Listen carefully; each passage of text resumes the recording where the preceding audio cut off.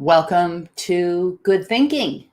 Welcome, good thinkers from all around the world, whether you're tuning in on LinkedIn Live or YouTube Live. I am so very glad that you're here because it's going to be a good show today with a lot of good thinkers. Let us know who you are and where you're from in the chat, and we're going to try to get to everyone and pull in all your comments.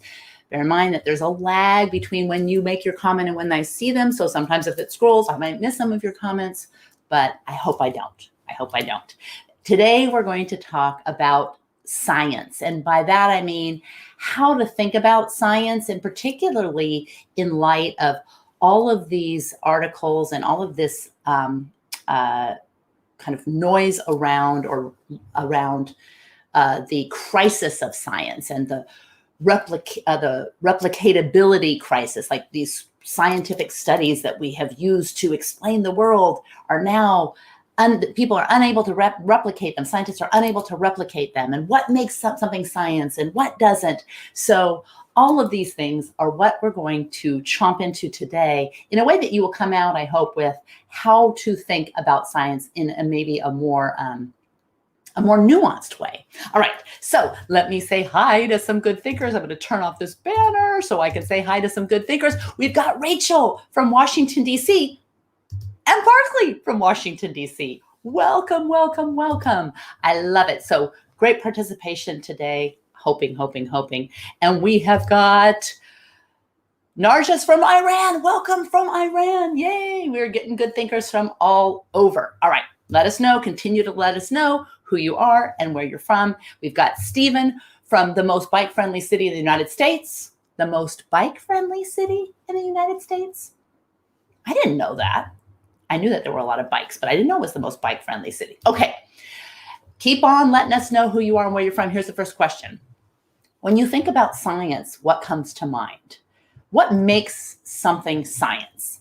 You might hear, the social sciences or the hard sciences, the physical sciences.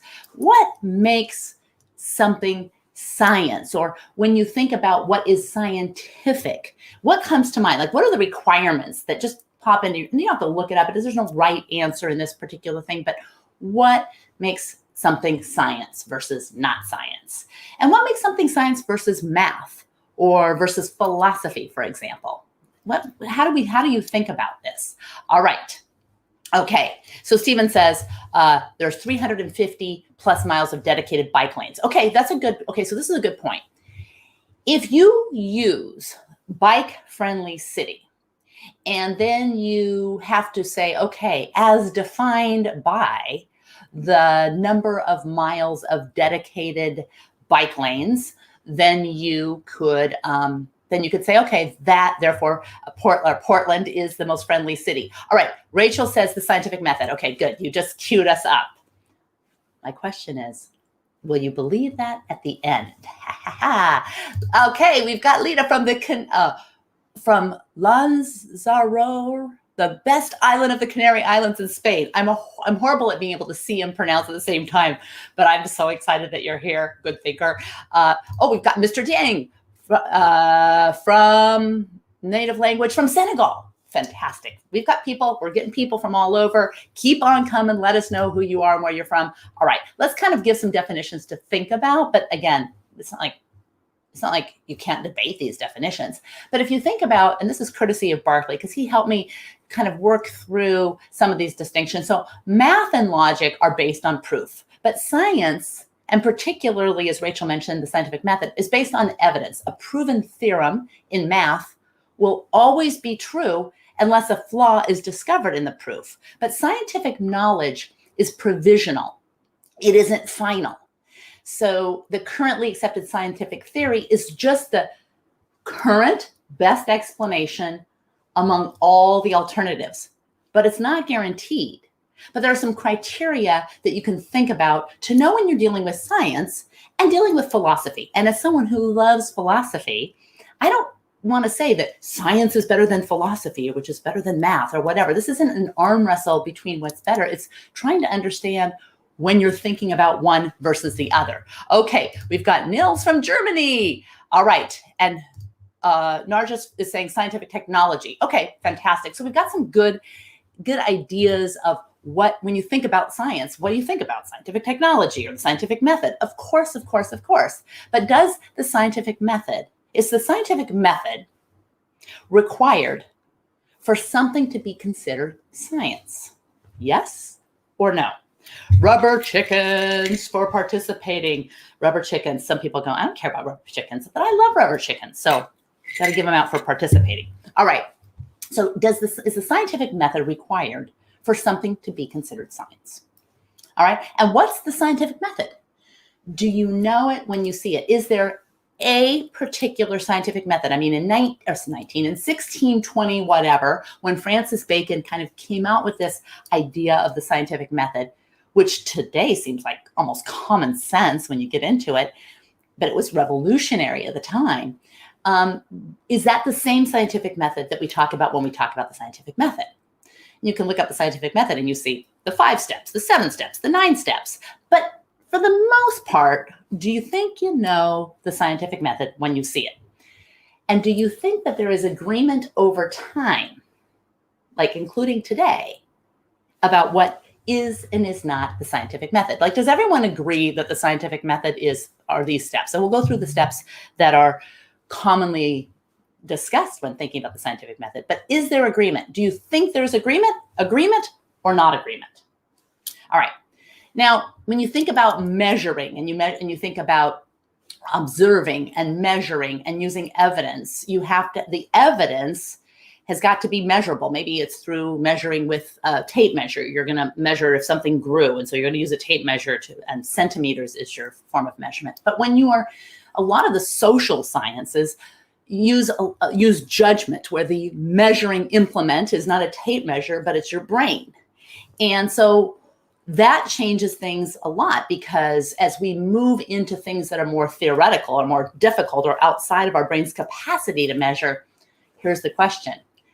Does it show us a limitation of the scientific method? All right, and we're going to get into limitations of the scientific method, where we've gone wrong, and how we're kind of getting this distinction between pseudoscience and science, and also a distinction between the philosophy. We've got math, philosophy, and science, because philosophy is just the fundamental nature of knowledge, reality, and existence, and sometimes science is used to explain that. All right, so Nil says, depends on whether you can measure it objectively. All right. Well, that would mean that anything that you use your judgment measurement tool, your brain, to measure, can that be measured objectively? Can your brain be an objective measuring implement? Now, a lot of the measuring implements came out of our brains. So by extension, some of the measuring implements might have a little bit of judgment in there built in. Right? So that's the question. All right, getting deep, but let's get practical. All right, so the scientific method, just to go over it a little bit, to the one that's mostly agreed upon. Now, bear in mind, it's not agreed upon, but the one that goes all the way back to Francis Bacon, it is, whether it starts with a question or an observation. I would argue it has to start with an observation, because you have to kind of see things to create the question, or perceive things to create the question. So, you observe and write things down. Now, we got to be aware of confirmation bias, seeking evidence that supports what you believe and ignoring evidence that doesn't. But if you're aware of that, then it leads you to ask a question. Maybe the question is, does eating more chocolate help your fingernails grow? I don't know. That's just some ridiculous thing. But you ask a question. So Darwin, in the case of Darwin, he observed finches and wrote down what he noticed. And then he noticed differences in their beaks and other features.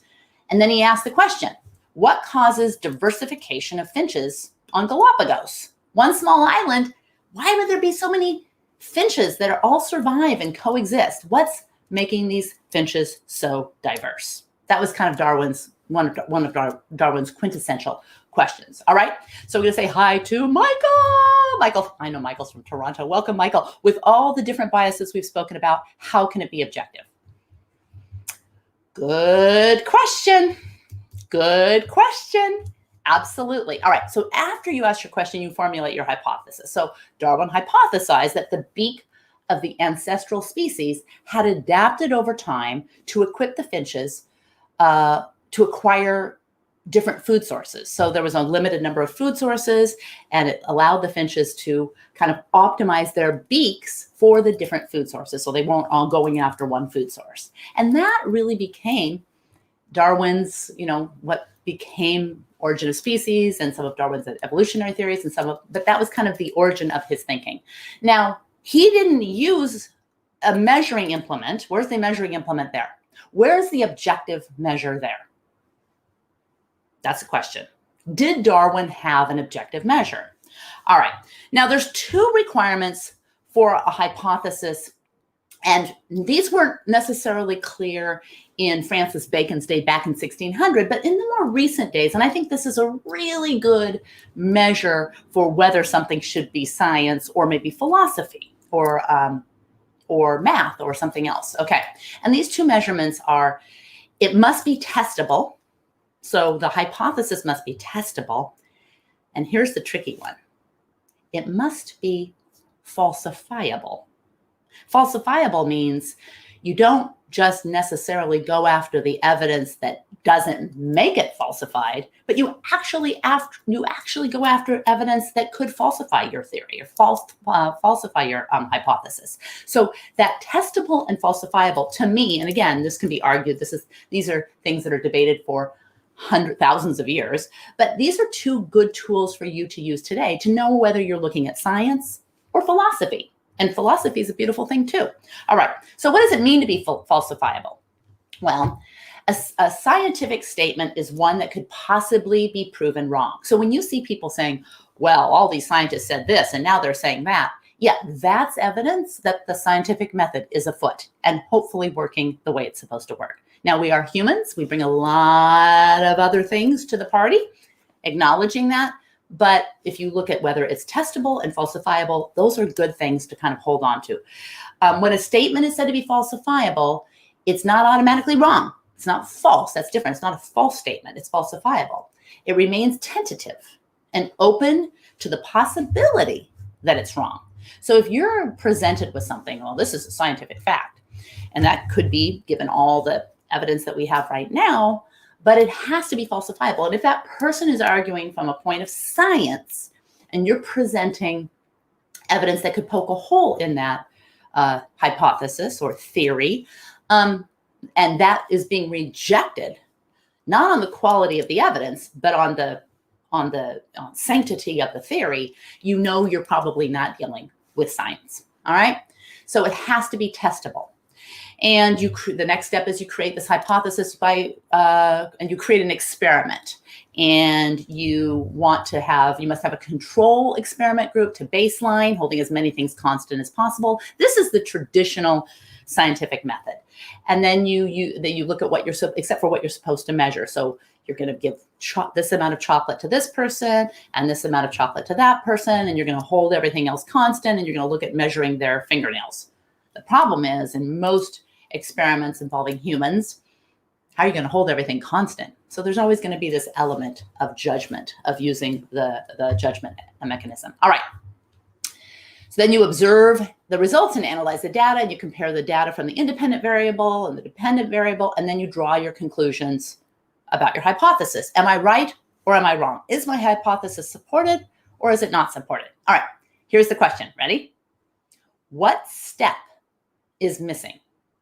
It's a critical step for advancing science. Does anyone know what step is missing? Anyone? Bonus points for knowing what step is missing. What step is missing? Okay. The step that is missing, and this speaks to one of the problems with science, is presenting your findings, sharing your data. Sharing your data, regardless of whether it proves or disproves your hypothesis. And this hints at part of the crisis that we're talking about when we talk about the crisis of science, because that includes not just saying, yes, I was right, what a star I was, but no, I wasn't right, I was wrong. And there is a lot of disincentive for publishing negative results. That's one of the problems. But if you don't publish the negative results, that's one of the missing steps in the fundamental propagation of science and the sharing of science and the kind of the nature of what was intended. All right, so we have got Gopal from India and Fiona. Fiona says, communicate results. Fiona, rubber chickens. Fantastic. Fiona nailed it. Communicating the results. All right. I love how Richard Feynman discussed how we would look for a new law. He's not exactly spelling out the scientific method in detail, but I love his descriptions because he's so, he makes things so the most complicated things so understandable. And he described it like this. He says, first we guess it, then we compute the consequences of this guess to see if we're right, and if the law is right, to see what it would imply.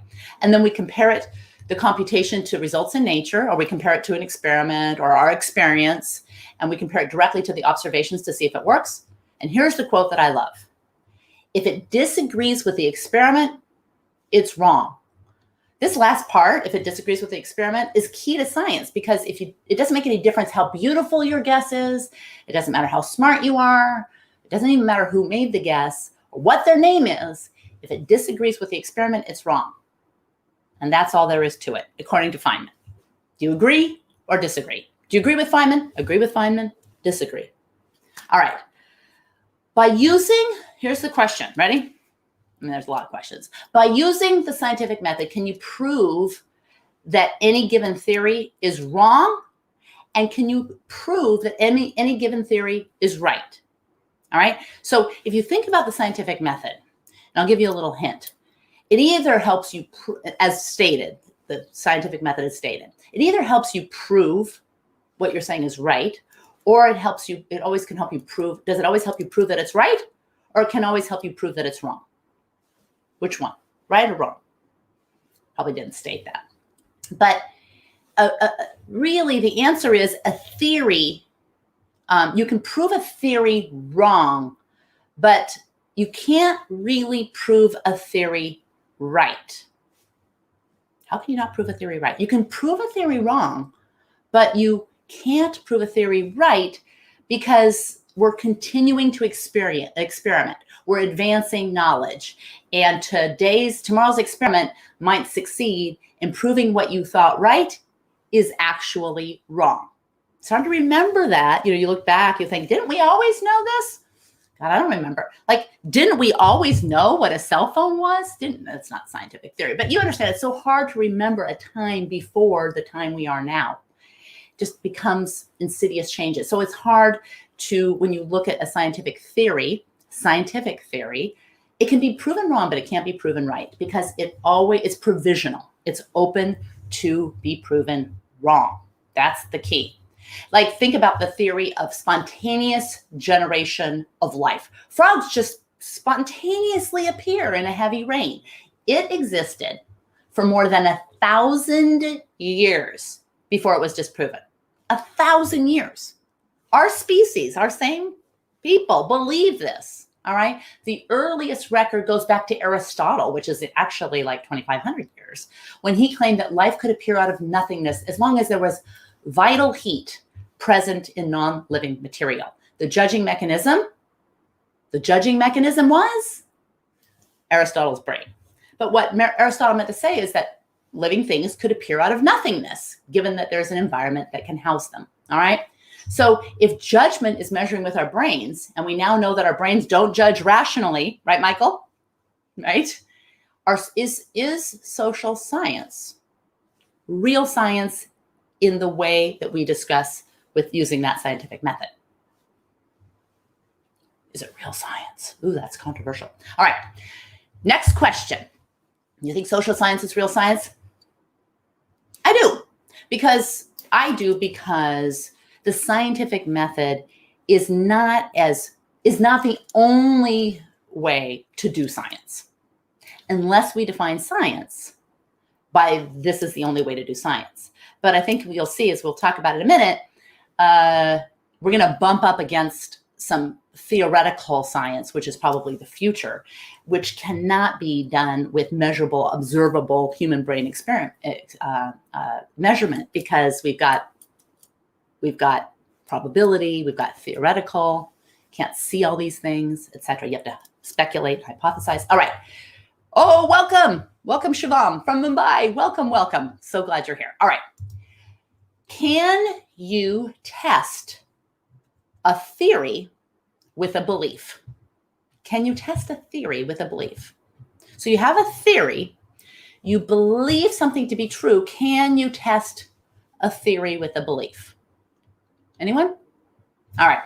You can start with an idea, but if it becomes a belief that's not falsifiable, so you don't do the experiment, it's not scientific in terms of the scientific method, it's a belief. If you adopt someone else's belief and think it's science because they're a scientist, and maybe you don't really, it's too technical, you don't know the science enough, which is true about a lot of science, for me at least, and you don't even know if it's really supported by a valid experiment because someone who is a scientist tells you it is or isn't, you could categorize that belief in your mind as something different than a theory. And as the scientific method is really not designed to test beliefs. It's designed to test hypotheses. And hypotheses are postulates. They're like, I think, not I believe. I wonder. It's more I wonder than I believe. I wonder, I believe. All right. So it says, Fiona says, it depends on the sociologist's ideology. Yeah, I mean, and you probably can't accurately, in terms of you, whenever you're using your measuring implement that is your brain as a judging tool, there probably is some irrationality, and that's what we're working on. Actually, at Applied Curiosity Lab next year, we are going to be launching our high stakes decision making online training and coaching program. And we will be dealing with how you can behave in a way that mathematically reduces some of the effects of irrationality. So stay tuned and check us out at Applied Curiosity Lab. All right. And we will be having probably some more LinkedIn learning courses as well. All right. Now, good thinking requires not treating a theory like a belief and not mistaking a belief for a theory. The simple idea underpins it all. Trust, but verify. Okay. And then Fiona says, knowledge is truth tested for belief. Excellent. Excellent. All right. So now we're going to get into some of the problems that we see with science, and then we're going to just quickly get into what we can kind of do about it. And I think one of the tricks, if you're here now, is whether you're here during the live stream or you come in afterwards and you're participating, which is great. Welcome. We welcome good thinkers at any time to give ourselves just a little bit of time away from all the time we're told what to think, so we can devote time for improving how to think. But one of the things that you can easily use is it testable and is it falsifiable? Those are the two things. Like if I hear something that is being really presented as this is a theory, this is the truth, you can, and any question, anytime you question that with curiosity or even to poke on the, to test falsifiability, and you get shut down, then you're moving into the realm where you can't engage in science, because that's not part of what science is and isn't. You can move it over to philosophy, you could move it over to belief, you could move it over to religion, you could move it over to dogma. All of that's fine, but it moves out of the realm of science. All right, here are some of the problems. Guess back in the 1950s how many researchers there were doing research, doing science, doing research. Anyone want to take a guess? Anyone want to take a guess? Well, it was in the realm of hundreds of thousands of people doing research in the 1950s, not that long ago. Currently, anyone want to take a guess how many researchers there are? And these are rough numbers, but it gives you an order of magnitude. There are over 7 million researchers now. So the competition is fierce, and it creates incentive to do bad science, to nudge out some results that don't support your hypothesis. So what you end up with is all of the hypotheses that were proven wrong don't get published, so people have to repeat the same experiments, and we're not advancing as rapidly or as accurately as we could. Scientists have lost their taste for self-policing and quality control. The obligation, publish or perish, has come to rule academic life. And verification or replication of people's results does little to advance a researcher's career. So one of the big crises of replication is some of these major studies, and admittedly, in my field of interest, behavioral economics, some of the major studies on loss aversion and some of the things have not been replicated. There's a real crisis of replication. But there's also not a lot of incentive to get your PhD in trying to run some of these supposedly proven theories and trying to disprove them or trying to replicate them. People want to do new. They want to show new things, and particularly things that resonate with people who are going to be reading like something that is buried in a psychological journal and something cool that could come into maybe a more popular periodical or popular news feed, like something about wine or getting buff or, diet or health or these kinds of things. When they move from the scientific into the more popular, sometimes they lose some of their rigor. And this is what then we believe. Like, I want to believe that butterscotch is better for you than chocolate. I want to believe that because I like butterscotch better. All right. Now, the other thing is that the process of peer review is not all that it's cracked up to be. People go, well, was it peer reviewed? Even that process is not all that it's cracked up to be. When a prominent medical journal ran research past other experts in the field, it found that most of the reviewers failed to spot mistakes that had been deliberately inserted into the papers, even after being told that they were being tested. So it's very difficult to find, more difficult than you would think, to find flaws in other people's research. Aha. So Neil says, I guess having a big ego is bad for science. Yeah, it's not good because most of us aren't rewarded for theories or hypotheses or ideas that we thought were brilliant, that we thought it was a brilliant idea. It's what I think. I conjecture and proven wrong. But if we could change that paradigm, if we could change that, it's fun to be proven wrong. It's actually worthwhile because we're advancing. That's our contribution. It would be a very interesting, I think we would see a lot more interesting research being shared. All right, in order to safeguard exclusivity, the leading journals also impose high rejection rates. So a lot of these journals, these scientific journals, brag that they reject 90% of the submitted manuscripts. Well, you can imagine that means that a lot of unproven hypotheses just kind of lay unpublished.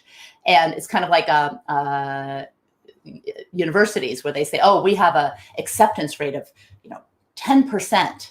And that's seen as, ooh, that means it's a good university. Well, same with journals. We have a rejection rate or an acceptance rate of 10%.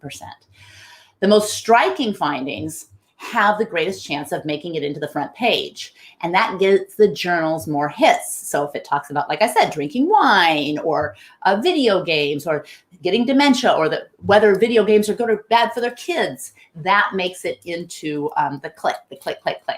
All right. I'm going to say hi to David from Nigeria. Welcome. Love it. All right. Failures to prove hypotheses are rarely offered. So negative results account for only 14% of published papers. And it was probably closer to 30% in the 1990s. So we're seeing a downward trend of negative results. Again, doesn't get you clicks. And then the other thing that is very difficult, and I probably suffer from this too, is a little bit of statistical illiteracy because it's a big problem.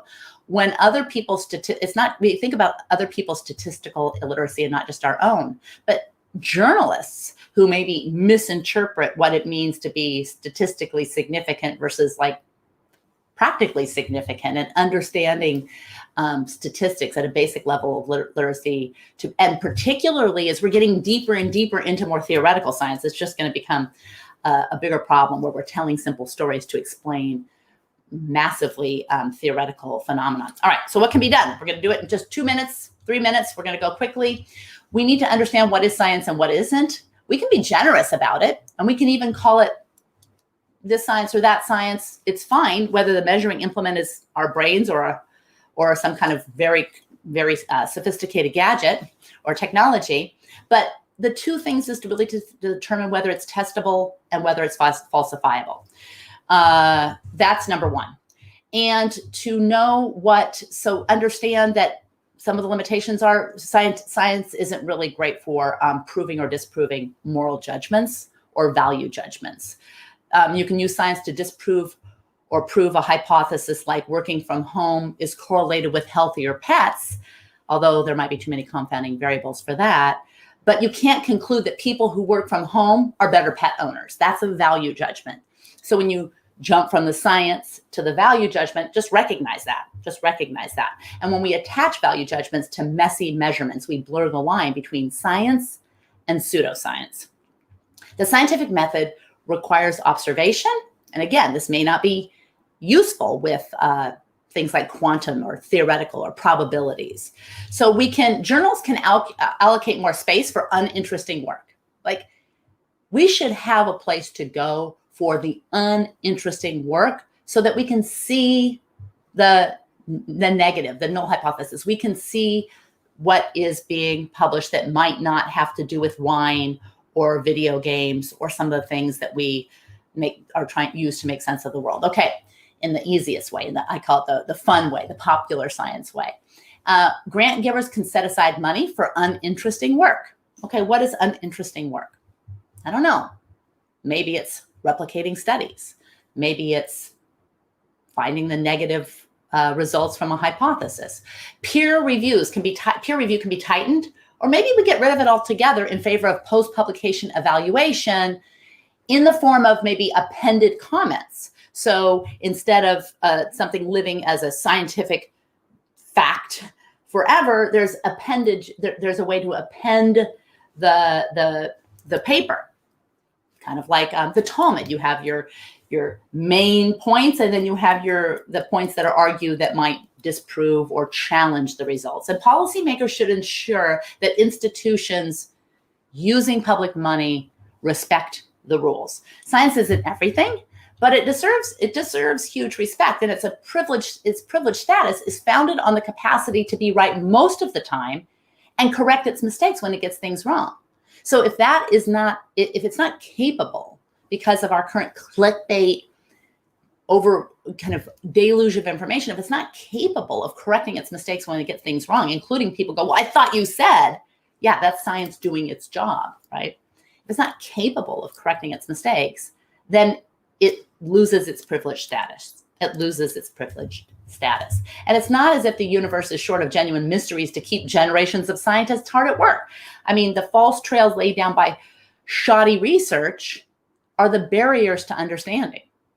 And the trails that aren't put down because they were never published are also slow down our understanding and are barriers to understanding. Success can breed complacency. Modern scientists are doing too much trusting and not enough verifying, to the detriment of all of science and humanity. So to make science progress, we should question findings. It has to be falsifiable. If we shoot people down for asking legitimate questions out of curiosity or to poke holes in the theories that we hold so true that they are moving into the belief department, then you can't call it science. You can call it something you believe. And so when someone says, oh, it's just a theory, you have to know, are you talking about a scientific theory or are you talking about a belief theory, right? Because if it's not testable, if it's not falsifiable, then it really can't fall into the scientific theory. And that's really it. So if you think about anything, think about, you're presented with some information. This is science. Is it testable? Is it falsifiable? You come away with that, you can start to think about how to think about science versus other things. All right. Mr. Ding says, the problem is not that science is to be believed or not, but what we expect from science is to be useful, beneficial to mankind and the environment. Yes, it might not be beneficial. What if science isn't beneficial? It's useful to know, but beneficial is more of a value. Well, I guess useful. Instead of saying useful and beneficial, I might say the goal of science is maybe just to move us closer to the truth. All right. Any final questions? Let me know after the live stream in the chat, and we will get to your questions and your comments. I really appreciate everyone being here. Good thinkers. Well, have a great week.